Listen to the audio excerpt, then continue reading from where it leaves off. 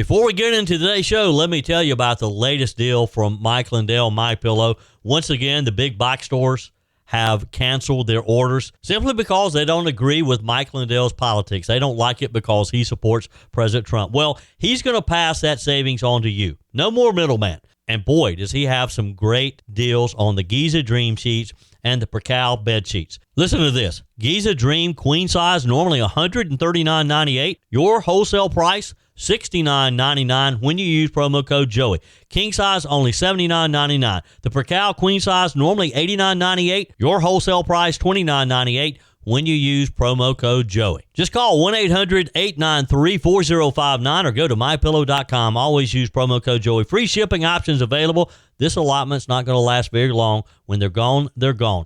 mypillow.com. Promo code Joey. Thanks for joining me in the PhD Weight Loss and Nutrition Studios. To lose weight for the last time, visit myphdweightloss.com. Welcome in as we kick off another week. It was a busy news weekend. Democrat lawmakers are increasingly turning up the heat on the Trump administration over a series of military strikes on suspected drug trafficking boats in the Caribbean. They've been doing this since September, most recently focusing on alleged drug runners who survived an initial strike and were killed by a follow-up. We have those details and some feedback from both Republican and Democrats. Representative Ilhan Omar expressed frustration yesterday with the framing of the massive Feeding Our Future fraud scheme that's embroiled members of the Somali community in her state of Minnesota, saying many Somalis were victims as well since they could have benefited from the program. Mayor-elect Zohran Mamdani in New York City offered advice to illegal immigrants on how to evade ICE on a video that he released yesterday, calling on illegal immigrants to stand up to the federal agents and know your rights. We have a preview of the video for you in today's show. South Carolina utility executives, legislators, and the lead investor in the reboot of South Carolina's abandoned nuclear reactors will tell the story behind the multi-billion-dollar deal during a nuclear-focused conference in Columbia next week. And starting in 2026, President Trump's birthday, June 14th, also known as Flag Day, is now officially a free fee day at America's national parks. You won't have to pay a dime to get into Yellowstone, Yosemite, and any of the 400-plus sites across the country on that date. And as you can imagine, the Democrats are standing on their head. Lot to cover. Let's get started. I told you we'd be back. And ye shall know the truth, and the truth shall make you free. It's Joey Hudson. I wanted to name it the Joey Hudson bill, but, they don't allow you to put names on bills. But I wanted to call it the Joey Hudson bill because I know that one's been near and dear to you for a number of years. That's how it's done. Let your voice be heard. And the truth shall set you free. Here's Joey Hudson. The Trump administration's military strikes on suspected drug-running boats in the Caribbean, strikes that have been happening since back in September, and the Democrats who are suddenly accusing the administration of potential war crimes are turning up the heat. The same party that spent years shrugging off drone strike controversies under Obama is now clutching their pearls over targeting narco-terrorists in international waters. So let's break it down. On Meet the Press yesterday, Republican Senator Tom Cotton defended the strike, saying that they're necessary. First strike, the second strike, and the third and the fourth strike on September 2nd were entirely lawful and needful, and they were exactly what we'd expect our military commanders to do. But his Democrat colleague across the aisle, Senator Jim Hines, disagrees. What I saw in that room was one of the most troubling things I've seen in my time in public service. You have two individuals in clear distress, without any means of locomotion, with a destroyed vessel, who were killed by the United States. Also sounding off, Democrat Senator Jackie Rosen from Nevada. They're out there saying that Secretary of War Pete Hegseth likely committed a war crime. Her words, she says the U.S. carried out a lawful strike on a suspected drug boat, but then fired again, killing two survivors who were incapacitated. Now, if that's all you heard, you think we're talking about innocent fishermen out for a Sunday cruise and not people trafficking fentanyl. The same poison killing nearly 80,000 Americans a year. I guess she thinks that we're just supposed to sit back and let them continue to bring it upon our shores. But that's the narrative that Democrats are pushing. Innocent fishermen. Sound familiar? Because the White House had a response ready, and let me tell you, they didn't hold back. They compared this outrage to the infamous Maryland Man hoax. Remember that? When Democrats and sympathetic media outlets tried to paint an MS-13 gang member, a violent criminal, as some kind of wholesome suburban dad who needed protection from deportation. They literally flew to El Salvador to meet with him. Remember all this? And the press labeled him the Maryland Man? Well, now the White House says innocent fisherman is the new hoax. And frankly, it's hard to argue with the pattern, isn't it? Meanwhile, Pete Hegseth isn't exactly shy about what he's doing. He said straight up, these boats are carrying deadly narcotics into our communities, and the U.S. military is going to treat these traffickers the same way we treated Al-Qaeda. We're going to hunt them down, he said. We're going to track them, stop them before the drugs ever hit our shores. And that's exactly what the American people want, isn't it? Isn't that what you want? And I think deep down, these Democrat senators who are sounding off the loudest, they do too. They just can't admit it. You'd think that would be something we could all agree on, considering how many American families have been shattered by fentanyl. But no, Democrats have decided that this is where they draw the line. And here's where the hypocrisy really hits you in the face. Republicans have pointed out that the Obama administration carried out hundreds of drone strikes in countries we weren't even at war with. Pakistan, Somalia, Yemen. Strikes that killed civilians, by the way.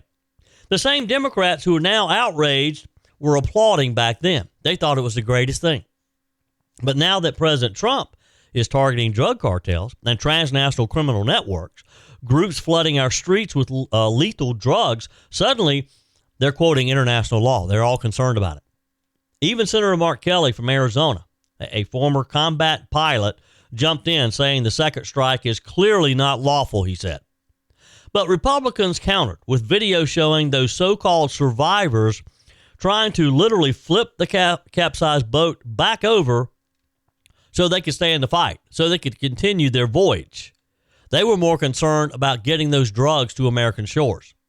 That's not exactly what an innocent bystander does, is it? The Trump administration has launched at least 22 strikes as part of a broader effort to choke off drug trafficking. The routes from South America, China, Mexico. President Trump campaigned on this. He said he'd wage war on the cartels, and he's doing it. Love him or hate him, that's consistency. He's doing what he said he would do. And this isn't some theoretical debate, folks. This is life and death. The CDC says that more than 800,000 Americans have died of opioid overdoses since 1999. 800,000. Families across this country have had to bury children, kids as young as teenagers, because fentanyl is now mixed into everything. Trump sees this as a national security crisis, not a policing issue. And for once, most experts agree. They're calling these cartels transnational terrorist organizations. So when Democrats complain about our attacks on Venezuelan drug boats, remember, this is also a regime the U.S. has called illegitimate and hostile. You have to ask, where was this concern during the Obama years or the Biden years when the border was wide open? But here's what's interesting. Not all Democrats are on board with the outrage. Some of them spent decades talking tough on the drug war. Joe Biden himself, back in 1989, said we needed another D-Day to take out drug lords. He called for international strike forces. He said there should be no safe haven. Fast forward 3 decades, and suddenly Democrats are horrified that Donald Trump is doing exactly that. There is no safe haven for drugs. Republicans, meanwhile, see this pushback as just simply political theater.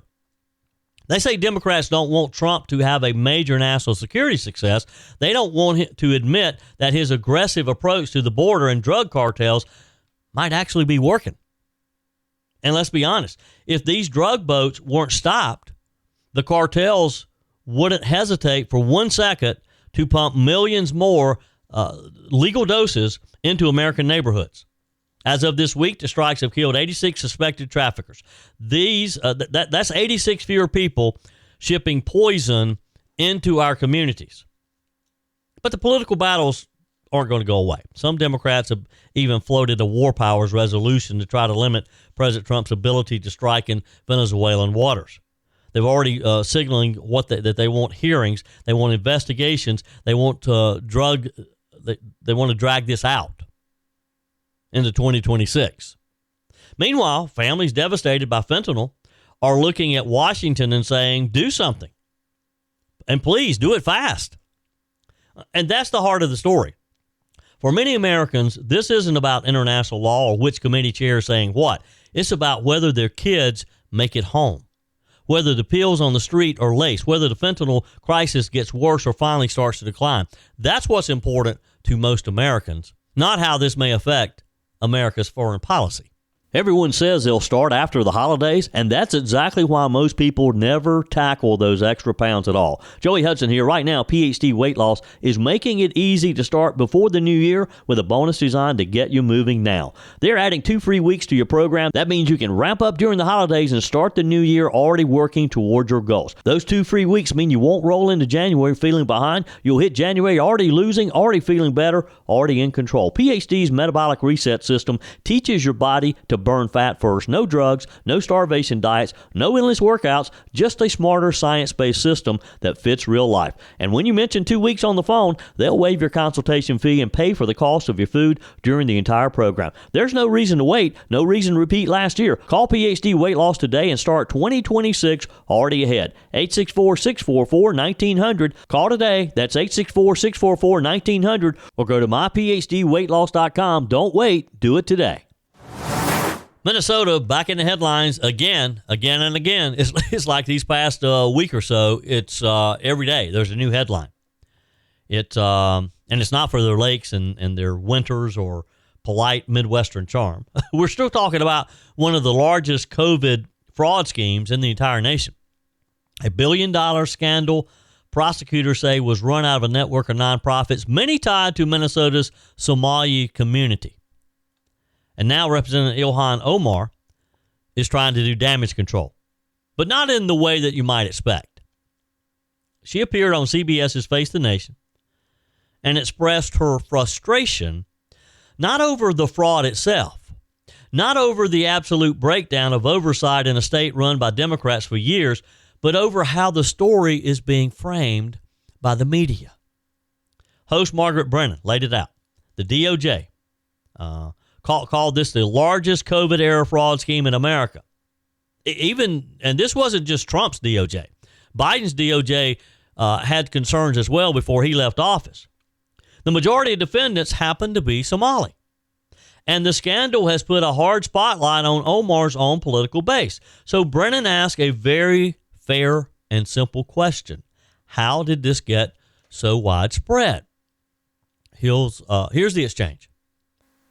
And this was pocketing COVID-era welfare funds, more than $1 billion in taxpayer money that was stolen. It was pretty shocking. Of the 87 people charged, all but 8 are of Somali descent. And that has added to the spotlight being put specifically on your community. Why do you think this fraud was allowed to get so widespread? Well, I want to say, this also has an impact on Somalis because we are also taxpayers in Minnesota. We also could have benefited from the program and the money that was stolen. And so it's been really frustrating for people to not acknowledge the fact that we're also, as Minnesotans, as taxpayers, really upset and angry about the fraud that has occurred. Mm-hmm. So do you think, though, that there was a failure by the Democratic state government to police itself? This is a brazen, fraudulent activity here. Yeah, and that is what I alluded to in my letter that I had sent to the Secretary of Ag, was to see where things were going wrong. How can this amount of money disappear fraudulently without there being alarms being set off. And it is something that, we have to continue to investigate. We have to continue to ask those questions. Now, let me ask you a question. Do you think for 1 minute that Ilhan Omar really wants to ask questions? Omar's answer, it kind of wondered. She blamed a lack of guardrails. She blamed the speed of COVID programs being set up. She blamed third-party groups. She said Somalis are upset too because, in her words, we also could have benefited from the program. Well, look, Somalis benefited quite a bit to the tune of billions. Now, folks, that's not exactly the message you lead with when one of the most brazen fraud operations in recent American history just stole money meant for feeding children. But that's where Omar went. She insists that the Somali community were victims, taxpayers who should have received the benefits legitimately, but instead saw criminals siphon it off. Now, she fails to acknowledge that most of those criminals were Somalis. That argument might carry a little more weight if the fraud wasn't centered in the same tightly connected networks that Omar has spent years politically defending. Ms. Brendan Prester, you may have noticed there, was there a failure by Minnesota's Democrat-run state government? And again, Omar tiptoed. She said she sent letters. She said she asked questions. She said she wants to know how this amount of money disappeared. It disappeared in your community, Miss Omar, and probably was sent back to Somalia. But let's remember something very important here. Multiple whistleblowers inside Minnesota agencies say they did raise red flags very early. And they say the administration of Governor Tim Walz ignored them, sidelined them, even retaliated against them. That's not a lack of guardrails. That's a lack of leadership, Representative Omar. And it's not Republicans saying this. It's Minnesota state workers. Law enforcement now says that over the past 5 years, fraud took root in pockets of Minnesota's Somali diaspora, with individuals forming shell companies, billing the state for millions in meals for kids who did not exist. Luxury cars they bought, homes in Kenya and Turkey, private jets, all bought with federal food money, all bought with our tax dollars. It's outrageous no matter who does it. And the American people see that clearly. Now, of course, his story has become part of a much bigger political fight. President Trump has hammered Minnesota's leadership, especially Governor Walz, calling the state's oversight incompetent and saying this fraud didn't happen by accident. Omar fired back. She said Trump is deflecting. She accused him of xenophobia. She accused him of trying to distract from his own failures. And this is where it gets kind of familiar. Whenever real serious questions come about problems in Minnesota, whether it's refugee vetting, welfare fraud, law enforcement issues, or now $1 billion feeding scheme collapse, Omar's first response is never introspection. It's never accountability. It's offense. It's identity politics.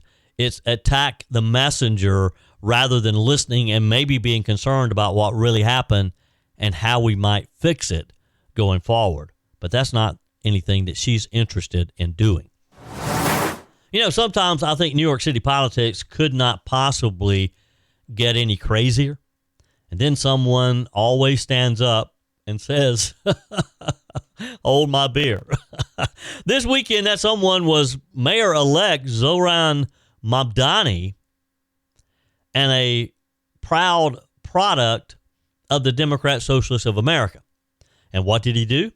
Well, he released a video yesterday, a full-on instructional guide advising illegal immigrants on how to evade ICE. Not how to cooperate, not how to comply with federal law, but how to stand up to federal officers and effectively avoid arrest. Here's a preview of that video. Last weekend, ICE attempted to raid Canal Street and detain our immigrant neighbors. As mayor, I'll protect the rights of every single New Yorker, and that includes the more than 3 million immigrants who call this city their home. But we can all stand up to ICE if you know your rights. If you encounter ICE, these are the things that every New Yorker should know. First, ICE cannot enter into private spaces like your home, school, or a private area of your workplace without a judicial warrant signed by a judge. That looks like this. And again, that's just part of it. In the video, Mamdani stands in front of a flip chart. Looks like something out of a middle school debate club with "Know Your Rights" written across it. He proudly declares what he's going to do, or what he's going to be as mayor of more than 3 million immigrants in New York City. Now, pause right there, because we all know New York has immigrants. Legal, hardworking, patriotic immigrants who built this country. But there's a big difference between respecting legal immigrants and encouraging 412,000 illegal immigrants in the city. That's the city's own number to defy federal authorities. There's a big, big difference there. And Mamdani, he doesn't just blur the line. I think he pretty much erases the line. It's a how-to guide on how to evade the law, like a entry-level class, 101. In the video, he says, ICE can't come into your home without a judicial warrant. You have the right to say, I do not consent to entry. ICE is legally allowed to lie to you, he said. You can film ICE, and if you're being questioned, you should repeatedly ask, am I free to go? Now, let me tell you something. Lawyers don't even give out advice this bold on TikTok. And here we have the incoming mayor of New York City, the guy who will oversee our largest city in America, explaining to people who are in the country illegally how to avoid ICE, how to refuse entry, how to stall during an arrest. Imagine being the DHS secretary watching this video. Imagine being an ICE agent told to enforce federal law while the mayor of New York City is out there training people on how to dodge you, how to evade you. This is where we are. Mamdani praised a massive protest last weekend where nearly 200 people blocked ICE agents in a Manhattan garage. He described it as just standing up to ICE. That's not standing up. That's interfering with a federal operation. And let me tell you, if the roles were reversed, if a conservative governor encouraged people to block federal officials, the media would call them out on insurrection. But Mamdani, he gets a glowing profile from the same press that scolds you for having a "Don't Tread on Me" bumper sticker. Here's what makes this even more fascinating, though.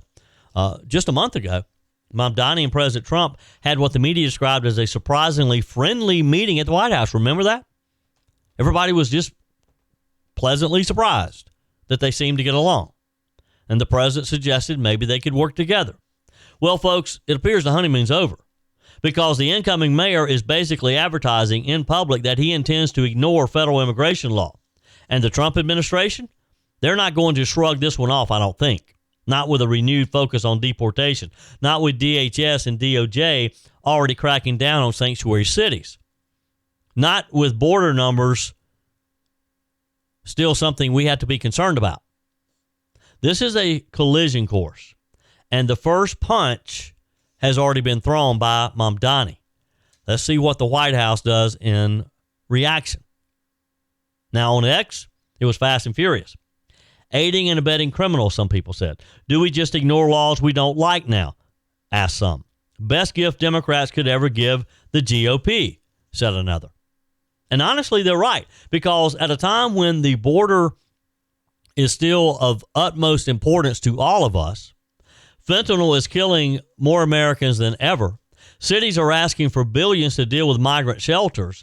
Here comes the incoming mayor of the nation's biggest city saying, hey, everybody, here's how you hide from ICE. Here's what you can do. Here are your rights. Folks, if you're in this country illegally, you don't have rights. But you couldn't script a clearer contrast between the left and the right heading into 2026. We need to make him the poster child of the Democrat Party. One side is trying to secure the border, the other's producing tutorial videos on evasion tactics who don't appear to care about the border. So what does this really mean for people who are living in New York City? Let's kind of zoom out. Let's take the Google Earth view. This isn't just ideology. It's real world consequences here. New York is already spending billions on migrant housing. Crime linked to migrant gangs is rising in the city. Hotels have been turned into shelters. Midtown is a tent city in some areas. Neighborhoods are strained to the breaking point. And now the next mayor has pledged to make New York City even more attractive to illegal immigration, more protections, more resistance, more legal shields.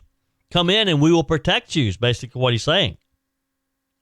New Yorkers, younger New Yorkers voted for this, but they may not like the outcome. Zohran Mamdani is not just another progressive mayor. He's part of this growing movement of elected officials who believe that local politicians, not federal, get to decide U.S. immigration policy. But you and I know that U.S. immigration policy is something that is decided at the federal level. And I don't care how big New York City is, or any city for that matter, Chicago, Los Angeles, any of the large cities who are considering themselves sanctuary cities, their mayors need to understand that if they're going to receive our federal tax dollars, then they're going to have to hold the line. They're going to have to do their fair share to start making their streets and our country safer. This is defiance wrapped in activism. A sanctuary city on steroids and a preview of the fights ahead between blue city leadership and the Trump administration. President Trump may have thought that he got along okay with Zohran in his Oval Office meeting, but it looks like Zohran Mamdani is determined to stand up to the president and the president's Department of Justice, the president's Homeland Security Department. It appears that Zohran Mamdani thinks that he's smarter than everybody else in the room. And while we're talking about the president, did you see over the weekend his latest? Starting in 2026, the president has signed an executive order declaring that June 14th, his birthday, it's also known as Flag Day, is now officially a fee-free day at America's national parks. You won't have to pay a dime to get into Yellowstone, Yosemite, and some of the other 400-plus sites across the country. Now, here's the catch. In adding President Trump's birthday to the list, the administration is also removing a few fee-free days that honored civil rights milestones, including Martin Luther King Jr. and Juneteenth. So let's be fair here. Presidents from both parties tend to tweak these calendars over time. It's not unusual. But the decision to swap out days that highlight Black American history for ones more aligned with patriotic or presidential themes, that's getting some sharp pushback, especially from civil rights leaders and Democrat lawmakers and the Black Caucus in the U.S. House of Representatives. Senator Catherine Cortez Masto out of Nevada took to social media calling it out directly, saying, quote, "The president didn't just add his own birthday, he removed holidays that marked Black American struggle for civil rights and freedom. Our country deserves better." And groups like the National Parks Conservation Association are raising concerns as well. They point out that MLK Day had become a major day of service, with people volunteering in parks all across the country. That's not something you want to just toss aside, they said. Now, on the flip side, Interior Secretary Doug Burgum says this is all about putting American families first. And in addition to the changes in the free entry dates, the agency is rolling out a bunch of tech upgrades, things like digital passes you can buy and store on your phone, streamlined systems to speed up entry lines. They're also shaking up the fee structure altogether, keeping costs low for Americans, but charging more for international visitors. A regular pass will stay at $80 for U.S. citizens, but it'll jump to $250 for non-residents. And at 11 of the most popular national parks, foreigners without a pass will pay an extra $100 per person at the gate. What do you think about President Trump adding his birthday to the no-fee day? Text me, email me, joey@joeyhudson.com. Your comments are welcome on the Furman Ford text line, 864-477-JOEY. That's 864-477-5639. Emails always welcome, joey@joeyhudson.com. Speaking of the Furman Ford text line, it's never been more important to support locally run businesses owned by people who actually live here in the upstate. Let me take a minute to talk with you about our friends at Furman Ford. If you're looking for a new vehicle, maybe a great pre-owned vehicle, one you can trust, or maybe you're looking to order that special vehicle. Either way, if you want a new one, a brand new one, or a pre-owned that you can trust, the folks at Furman Ford, they're there to help you. Their name is on the sign because their name is on the line, because every single transaction is important to them. Jim Furman, Matthew Furman. They do business the right way. When you stop by, when you give them a call, or maybe when you just send them a quick email, you're always going to have access to a member of the Furman Ford family. And by the way, they also offer great service, and you're not going to have to wait weeks and weeks to get it done. And you do not have had to purchase your vehicle at Furman Ford. Doesn't even have to be a Ford. They service all makes and models. Visit my friends at Furman Ford online at furmanford.com, furmanford.com. A story that has been lingering in South Carolina for quite some time now. It's one of those stories in South Carolina politics that feels like they've already been written, closed, and just filed away under expensive mistakes that we'd rather forget. But let's pull that folder back out here, because the VC Summer nuclear project, and I've talked with you about it many times in the past, the same one that collapsed in spectacular fashion back in 2017, leaving ratepayers holding the bag for billions of dollars, suddenly back out on the table. Earlier in the year, I told you about the state putting out a request for proposal for companies to come back in and to give it a second look. Of course, President Trump has made nuclear power a mainstay, a major goal of his administration. And this project is not just kind of coming back out on the forefront, but it's being talked about as one of the most ambitious nuclear revival efforts in the history of our country. South Carolina is gearing up for what some are calling a nuclear renaissance. And next week at a major summit in Columbia, we're going to hear the full story. The missteps, the meetings behind closed doors, and the blockbuster negotiations that could put these two half-built reactors back into the fast lane. So let's kind of break it down a bit here. This nuclear conference in Columbia isn't just another industry lunch and learn. On the stage, you'll have Santee Cooper CEO Jimmy Statton, Board Chair Pete McCoy, House Speaker Merle Smith, and State Senator Tom Davis, the guy who basically reignited this entire conversation. And right after them, you'll hear from the executives at Brookfield Asset Management, the New York firm negotiating to buy those two unfinished reactors at VC Summer, the one sitting up in Fairfield County like monuments to mismanagement, which they are. This summit is essentially the state saying, okay, we've licked our wounds, now let's finish what we started. And it couldn't have come at a better time. The spark came not from a consultant, a governor, or a federal agency. It came from, again, Senator Tom Davis at last year's inaugural nuclear summit. Picture it. The event's wrapping up, people are mingling, coffee's getting cold, and Senator Davis walks up on the stage and he says, essentially, we're all dancing around this. We should talk about restarting VC Summer. Because up until then, it was a whisper, a what if, a maybe in some distant future. But after Senator Davis said it out loud, from what people are telling me, the wheels started turning. The state formed a nuclear advisory group. Officials toured the unfinished reactors to see what condition they're in. Santee Cooper put the site on the market. Lawmakers passed supportive legislation, and Governor Henry McMaster began saying the words nuclear renaissance. And now, Brookfield is negotiating the sale. This is happening, and it could literally turn this project around and just benefit South Carolina tremendously. Not to mention not having to look at those two unfinished reactors and think about the billions of dollars that were wasted on them. So here's part of a lot of people that a lot of people don't realize. South Carolina is already a nuclear powerhouse. 55% of our electricity comes from nuclear. We're the third largest nuclear producer in the nation. We're home to Westinghouse, one of the biggest names in the global nuclear industry. The Savannah River site continues to handle nuclear materials critical to national security. And now, the tech world wants clean, reliable, abundant energy, and they needed it yesterday. Data centers, EV facilities. I'm not sure how much longer they're going to be around, but hey, they're out there saying they need electricity. Chip manufacturers. They're all sucking up power at unprecedented levels, according to officials. And they're looking at nuclear as the only scalable clean energy source that doesn't flicker when the sun isn't shining or the wind isn't blowing. So guess who they're calling?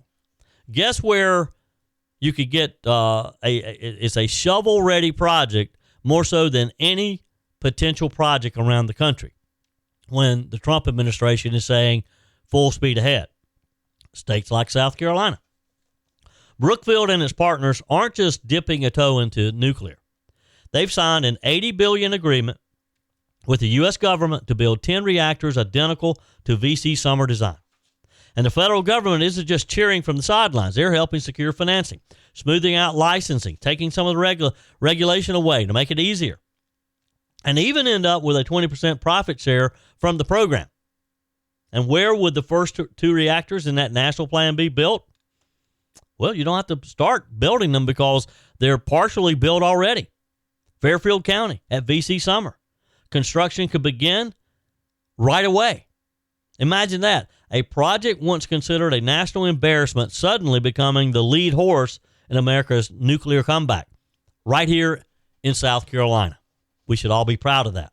One of the smartest voices in this conversation, Dr. Hussein Hal-Jariri, Dean of USC's Engineering and Computer School.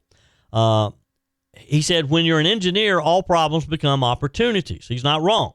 His argument is the issue was never the reactor design, it was the construction process. Things got behind schedule. They were over budget, mismanaged, poorly documented. And we all know how that story ended. People were prosecuted. So USC wants to do something different this time. They want to use AI and advanced sensors to track construction in real time. Use new materials that didn't exist a decade ago. Use drones to monitor the building process. Develop a construction engineering curriculum focused specifically on nuclear projects. Create virtual simulations to prevent errors before they actually happen. And USC is planning a new innovation center that could become the hub for this entire shift. This isn't necessarily just about these two reactors. It's about developing the workforce and technology to build future reactors, not just in South Carolina, but potentially across the country. Here's a stat that should get every leader's attention. Of the 1,700 engineering graduates from South Carolina that were produced in 2021, when the data was last available, only 54% stayed in the state. Not because they wanted to leave, but because the jobs just weren't here. A major nuclear resurgence changes that. You're going to have high-paying engineering jobs. You're going to have high-paying construction jobs, long-term maintenance positions, tech sector partnerships, manufacturing for reactor components. This is generational economic development. And it's not pie in the sky. It could very well happen. South Carolina has a second chance, a rare do-over on one of the biggest infrastructure failures in our state's history. But this time, the timing appears to be right. This time, the energy demand is there. Technology's better. The federal government is invested. Private industry wants in. And the University of South Carolina is gearing up to be the intellectual engine behind it. If Brookfield closes the deal, and all signs point towards that happening, VC Summer could go from a cautionary tale to the blueprint for America's nuclear future. Again, just a few years ago, nobody would have believed it. Now, it just might be South Carolina's great comeback story. And that could be happening pretty soon. That's it for today's show, folks. Tara's up next, followed by the Mike Gallagher Show. Yours truly will be sitting in for Mike today. Bill Frady, Charlie James. We're back again tomorrow at 5 a.m. and more of Sunrise Carolina and that first cup of coffee. Hope you'll join us. Until then, remember, folks, God's got this. He's still in control. That's it for today's edition of Just the Truth. Thanks for joining me in the PhD Weight Loss Studios. To lose weight for the last time, visit myphdweightloss.com. If you haven't joined my mailing list yet, visit my website, joeyhudson.com. Click on the Connect with Joey button so that you can receive our emails and the most up-to-date news. Also, join me on my YouTube channel. Be sure and like, comment, and subscribe. Just search for Joey Hudson. As always, thanks for spending a few minutes of your day with me. Do me a favor and forward this episode to a few friends. Just click on the share button and send to your contacts. We need to build an army of conservatives to win our country back, and we can do that by continuing to share the truth with our friends and family. Keep those comments coming via the Furman Ford text line 864-477-JOEY. Email to joey@joeyhudson.com, and I love your messages on the MyPillow message line. Again, that's 864-477-JOEY, 864-477-5639. Be sure and take advantage of the MyPillow special, just $14.88 on the standard MyPillows when you use promo code Joey. Order online at mypillow.com or call 800-893-4053. We're back again tomorrow and hope you'll plan to join us. Until then, remember, God's got this. He's still in control.